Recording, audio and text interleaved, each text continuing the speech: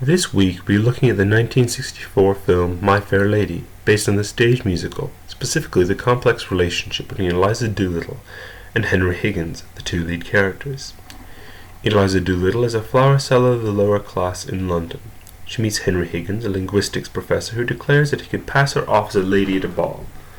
Intrigued by this, Eliza agrees to take lessons in proper speaking so that she can work in a flower shop, which requires better English. Eliza's arc is largely straightforward.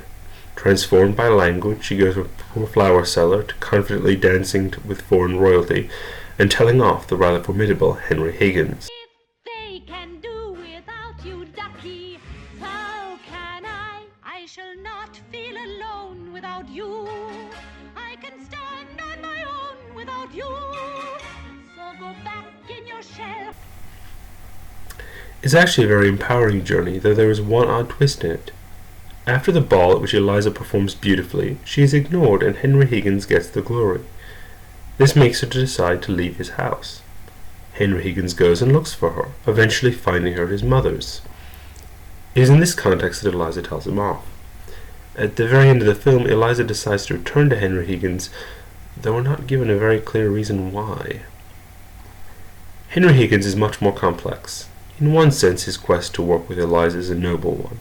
At one point he explains what he views as the significance of what he's attempting. What could possibly matter more than to take a human being and change her into a different human being by creating a new speech for her? It's filling up the deepest gap that separates class from class and soul from soul.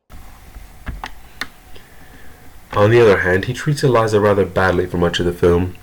During their first meeting, he makes various insulting remarks, including this famous line. You disgrace to the noble architecture of these columns. You incarnate insult to the English language. I could pass you off as the Queen of Sheba. This first meeting is a template for their future interactions. He's also misogynistic. Near the beginning of the film, he sings a song entitled There's a Woman in Your Life, in which he lists assorted reasons why he won't marry. There's a woman in your life, and you invite eternal strife. Let them buy their wedding bands for those anxious little hands. I'd be equally as willing for a dentist to be drilling than to ever let a woman in my life. Near the end of the film, he sings another song entitled Why Can't a Woman Be More Like a Man? Yet there's another side to his character. When Eliza puts him in his place near the end, he responds in a rather surprising fashion. Eliza, you're magnificent.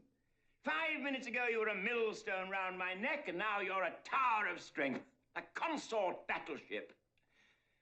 I like you this way. It suggests that he's not as controlling as his manners suggest, however it doesn't justify his bad behavior. Good characters are not one-dimensional, and they have clear motivations for their behavior. My Fair Lady succeeds at one of these.